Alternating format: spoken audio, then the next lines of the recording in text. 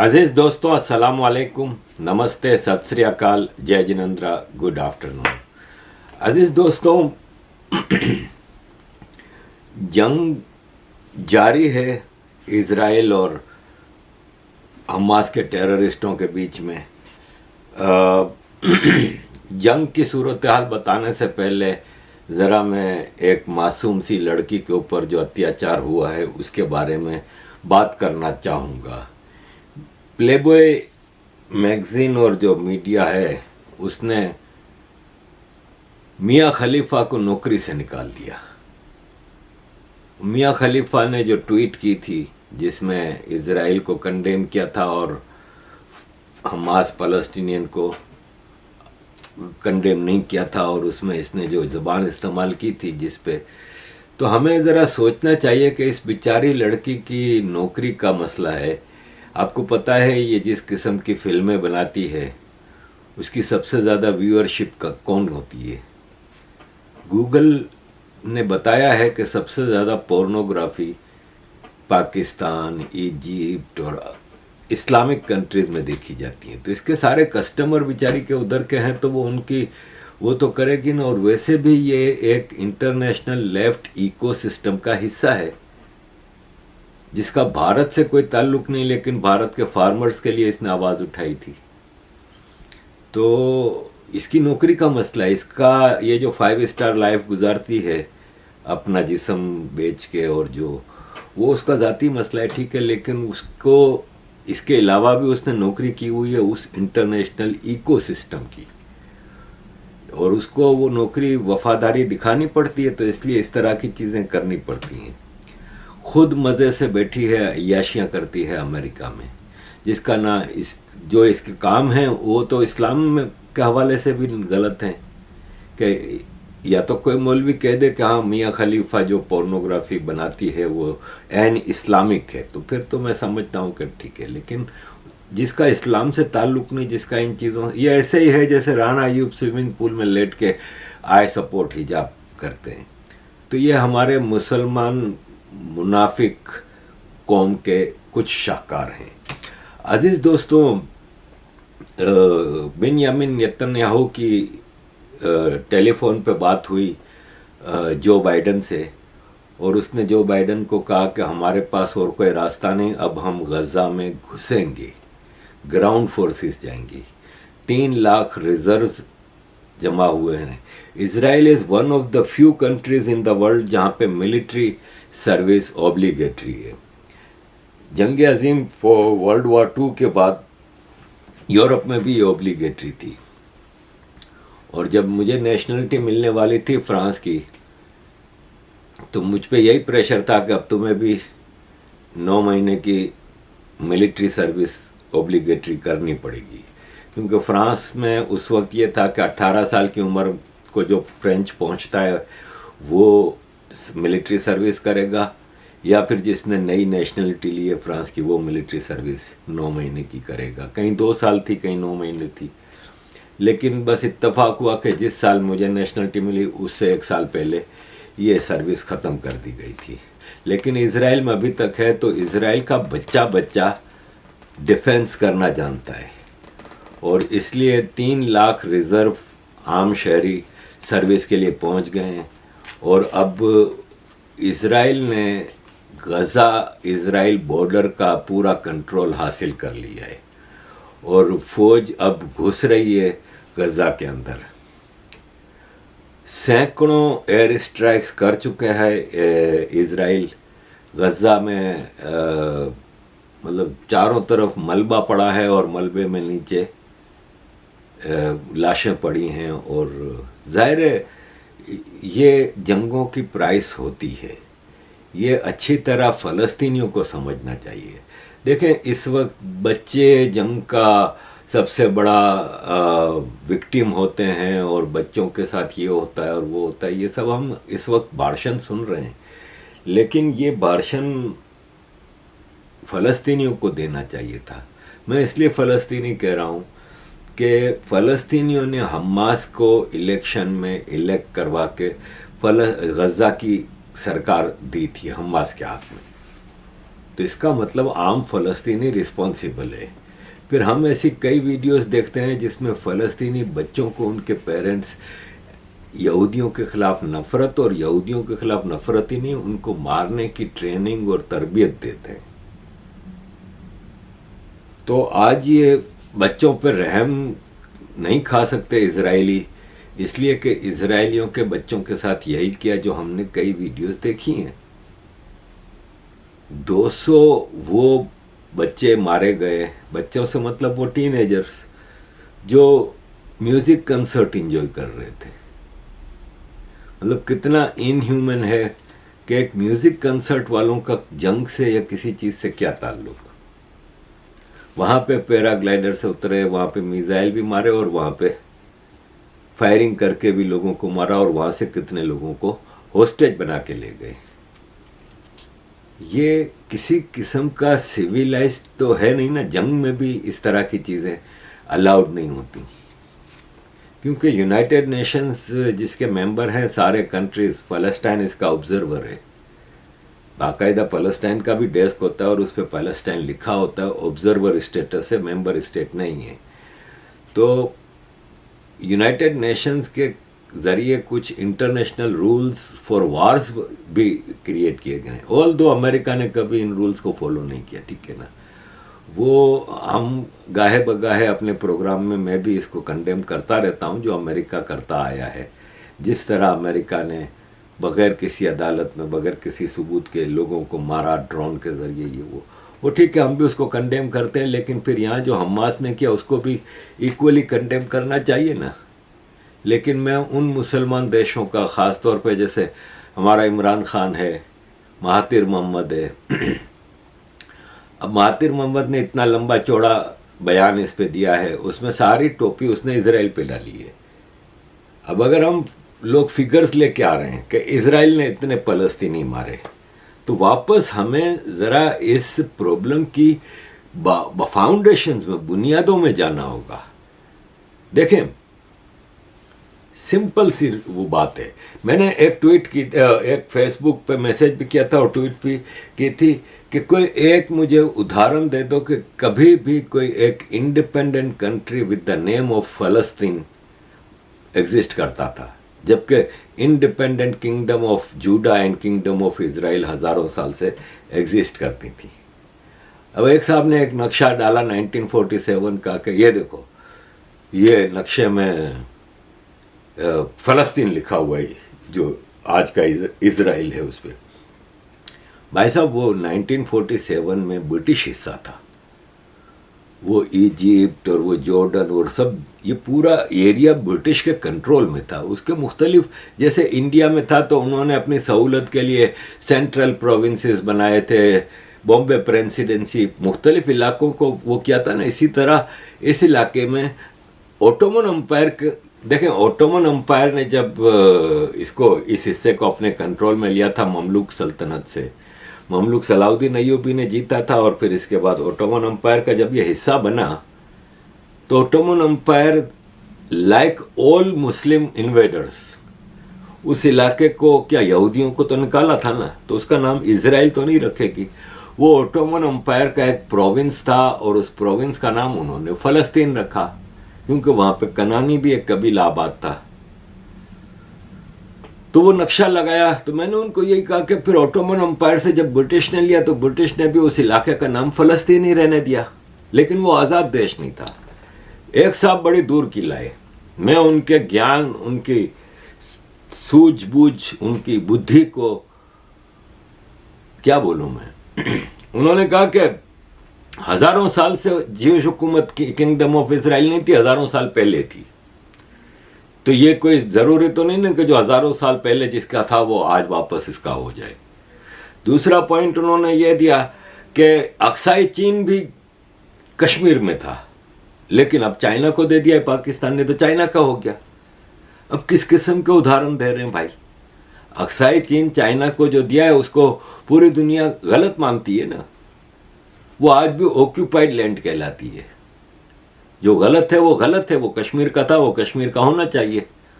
और रहा सवाल इजराइल का, यरूशलेम की बात हो रही है मैन, ये इजराइल की रिलीजियस सेक्रेट प्लेस है, ऐसे ही जैसे मक्का मुसलमानों की है। हालांकि इस्लाम से पहले मक्का आइडल वर्शिपर्स का था, बुत परस्तों का था, लेकिन आज इंडिया या कोई और कंट्री उसको इसलिए क्लेम नहीं करता कि वो मुसलमानों का रिलीजियस प्लेस है, मुसलमानों के प्रॉफिट की वहां पे बर्थ हुई है। ठीक है, एग्रीड।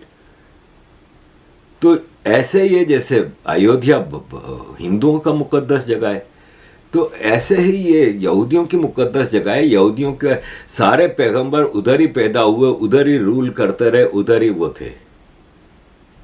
और उन साहब को मैं अगर वो मेरी तो वीडियो वो नहीं देखते, क्योंकि वो मेरी वो फेसबुक की पोस्ट किसी और ने शेयर की थी जिस पे उन्होंने ये अपना बुद्धि भरा बयान दिया था।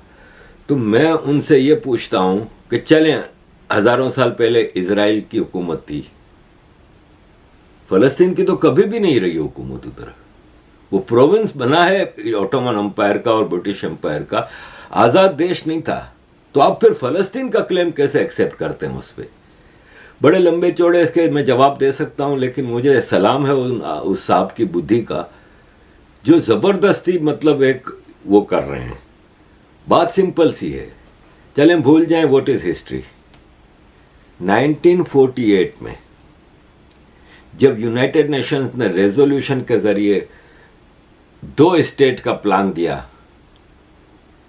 ऐसे ही जैसे 1947 में 2 स्टेट का प्लान इंडिया पाकिस्तान का हुआ, पीसफुली वो भी नहीं हुआ, लेकिन उसका मसला माइग्रेशन में हुआ, वरना both leadership of Muslim and Hindu agreed on partition.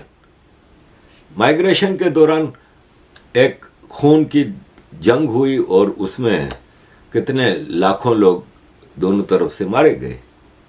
लेकिन यहाँ पे 1948 में, पहले तो 1917 में ब्रिटिश कंट्रोल में जब आया ये, तो ब्रिटिश लॉर्ड ने his majesty king of United kingdom की तरफ से यहूदियों को ये लेटर लिखा था, जिसमें उन्होंने कहा था कि हम आपके लिए यहाँ पे लैंड बनाना चाह रहे हैं। और यहूदियों ने पूरी दुनिया से माइग्रेट करके वहाँ आके जगहें खरीदी थी। 1948 में जब यूनाइटेड नेशंस 2 स्टेट पे वो करता है, तो नक्शा ये फ़लस्तीनियों के हक में ज़्यादा ज़मीन आई थी, लेकिन बदमाशी की, इन्होंने कहा हम एक्सेप्ट नहीं करते। तो फिर आपको उस वक्त पाकिस्तान को भी एक्सेप्ट नहीं करना चाहिए था। अरब देशों ने जब ये कहा कि हम एक्सेप्ट नहीं करते, तो 48 में इन्होंने इजराइल पर हमला कर दिया और उन्होंने कहा हम इजराइल को एक्सेप्ट नहीं करते। नतीजा क्या निकला? इजराइल ने इनको हरा दिया।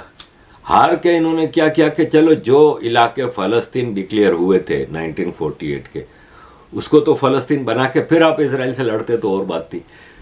मुसलमान देशों की हरामपंदी देखें कि इजिप्ट ने गजा पे कब्जा कर लिया, वेस्ट बैंक जो था उस पर जॉर्डन ने कब्जा कर लिया, गोलान हाइट्स जो नॉर्थ में था येलो कलर का, ये 3 हिस्से बने थे फ़लस्तीन, जो नॉर्थ में गोलान हाइट्स बना था वही सीरिया ने कब्जा कर लिया। उस वक्त तो फ़लस्तीनियों ने नहीं कहा कि हमारी ज़मीन पर कब्जा कर लिया, और खा गए थे, बाकायदा अपने देशों में जम कर लिया था। फिर 1967 में इन्होंने फिर मिल के हमला किया, उसमें फिर इजराइल ने इनका जो बाजा बजाया, तो इजराइल ने वो गजा जो कि इजिप्ट ने कब्जा कर लिया था वो इजिप्ट से ले लिया, और उसमें इजिप्ट का भी सहराए सिनाई में काफ़ी इलाका ले लिया। इजराइल ने जेरूसलम और वेस्ट बैंक जो जॉर्डन ने कब्जा कर लिया था वो जॉर्डन से छीन लिया, और गोलान हाइट्स जो सीरिया ने कब्जा कर लिया था वो सीरिया से छीन लिया। और इजराइल ने फिर उसमें वेस्ट बैंक में, गजा में, गोलान हाइट्स में यहूदी बस्तियां बसाने लगा, क्योंकि पूरी दुनिया का यहूदी इधर आता था, इनकी मुकद्दस जगह थी, इनका मुल्क था। वो बस्तियां जब बसने लगीं, फिर 73 की वार हुई, 67 में पीएलओ बनाई गई। पीएलओ का एक ही मकसद था कि यहूदियों को मारना और इजराइल को ख़त्म करना। PLO internationally declared terrorist organisation थी, सिवाय मुसलमानों के बाकी सब उसको टेररिस्ट मानते थे।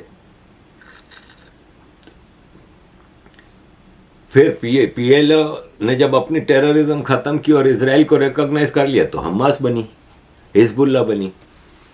यानी बनी तो फलस्तीनियों की ही ये ऑर्गेनाइजेशन है ना। हमास के जो लड़ने वाले लोग हैं, जो टेररिस्ट हैं, वो कौन है? वो इजिप्शियन है क्या? वो सऊदी है क्या? वो पाकिस्तानी है क्या? वो फलस्तीनी है। हिजबुल्लाह भी जो लड़ रही है बैरूत से बैठ के, लिबनान से बैठ के, तो उसमें वो फलस्तीनी रेफ्यूजीज हैं।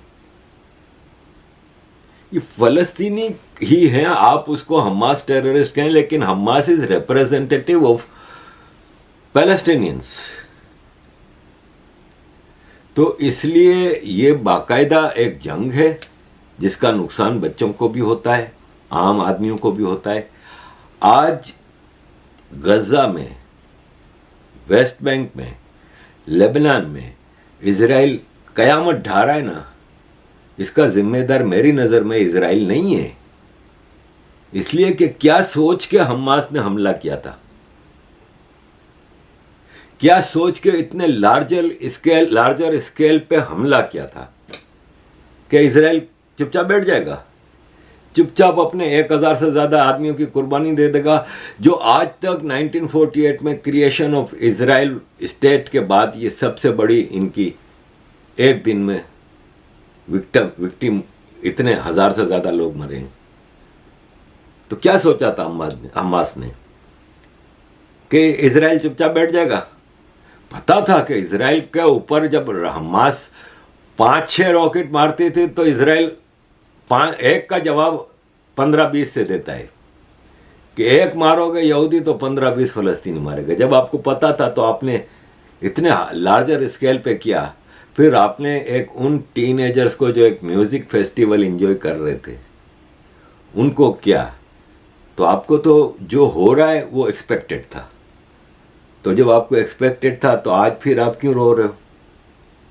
जिम्मेदार आप हो, और जिम्मेदार फलस्तीनी आज से नहीं 1948 से हैं। अगर वो जो यूनाइटेड नेशंस का प्लान था जिसको ज्यूज ने इमीडिएटली एक्सेप्ट कर लिया था, तो आप देखेंगे कितना ज़्यादा हिस्सा मिल रहा है फलस्तीन को। वो ले लेते, कबूल कर लेते, वो पूरा फलस्तीन की फेवर में जा रहा था। और इजराइल उस वक्त कमज़ोर था, यहूदी कमज़ोर थे, इसलिए कभी वो सेटल नहीं हुआ था, इनका कोई देश नहीं था। फलस्तीन के पीछे तो अरब इतने सारे थे। हालांकि मैं एक बात ये बता दूं कि ये कनानी है ना जो फलस्तीनी, ये नस्लन अरब नहीं है। आज ये अरबी ज़बान बोलते हैं इसलिए कि अरबाइजेशन हुआ है। जैसे आज इंडिया का मुसलमान उर्दू बोलता है तो वो फारसी नहीं हो गए, पर्शियन नहीं हो गए या अरब नहीं हो गए, वो है नस्लन इंडियन, लेकिन इनको अरबाइज किया गया है और उनकी ज़बान चेंज की गई, उनका धर्म चेंज किया गया। ये वैसे ही ये फ़लस्तीनी पायरेट्स होते थे, मुसलमान नहीं थे, ये अरब नहीं थे। अरब बनाया गया इनको, नस्लन इनका डीएनए अरब नहीं है। तो इनके पीछे तो पूरे अरब देश थे। यहूदी कमज़ोर थे, उन्होंने चुपचाप वो प्लान एक्सेप्ट कर लिया। और अगर पैलेस्टीनियन भी उसको ऐसे ही एक्सेप्ट कर लेते जैसे इंडिया और पाकिस्तान ने पार्टीशन का प्लान एक्सेप्ट कर लिया था, तो इंडिया पाकिस्तान में जंगें हुई हैं, लेकिन इसलिए नहीं हुई हैं कि पाकिस्तान ने कहा कि हम इंडिया को एक्सेप्ट नहीं करते, इंडिया ने कहा कि हम पाकिस्तान को। वो कभी कश्मीर के मामले पे, ज़्यादातर कश्मीर के मामले पे हुआ या बांग्लादेश वाले मामले पे हुआ या जो भी है। यहाँ पे तो एग्जिस्टेंस का ही मामला था कि हम इसराइल को एक्सेप्ट ही नहीं करते। आपने एक्सेप्ट नहीं किया, आज आप भुगत रहे हो। आपने वो प्लान यूएन का ले लिया होता, आप एक अच्छा खूबसूरत देश फ़लस्तीन बनाते, सारे अरब देश आपकी मदद करते, आप प्रोस्पेरस होते, आप डेवलप करते, पीसफुल अगर रहते। आपने तो रास्ता ही टेररिज्म का इख्तियार किया। दुनिया में जियोग्राफी कभी भी परमानेंट नहीं होती, ज्योग्राफी हर कुछ साल बाद चेंज होती रहती है। और मेरी ज़िंदगी में, मतलब मैं 60 साल का हूँ, मैंने कितने मुल्कों को बनते और टूटते देखा है यार। ये 60 साल में मेरा ख्याल है कि 40-50 ज्योग्राफिकल चेंजेस मैंने देखी हैं। इतना बड़ा हमने सोवियत यूनियन टूटते देखा, 17 देशों को आज़ाद होते देखा, 6-7 निकले यूगोस्लाविया से, चेक और स्लोवाक अलग अलग हुए, ईस्ट और वेस्ट जर्मनी एक मिल गए, यूरोपियन यूनियन इतना बड़ा अलायंस बना, कोसोवो अल्बानिया अलग हुए। हमने खुद इतनी चीजें देखी, बांग्लादेश बना, इतना सारा हो रहा है। इंडोनेशिया से ईस्ट तिमोर निकला, सूडान से डार्फुर निकला, साउथ सूडान नॉर्थ सूडान अलग कंट्री बने, एरिट्रिया इथोपिया अलग हुए। कितने ज्योग्राफिकल चेंजेस होते हैं, लेकिन यहाँ पे ये इस बात को एक्सेप्ट करने को तैयार नहीं। इसराइल की ब्रूटलिटीज का शिकार आम फलस्तीनी हो रहा है, लेकिन आम फलस्तीनी को हमास को पकड़ना चाहिए। या इस तरह से हमास ने जो किया, क्या कोई एक आदमी दुनिया का बुद्धिमान मुझे बता दे कि क्या इस तरह वो आज़ादी हासिल कर लेता?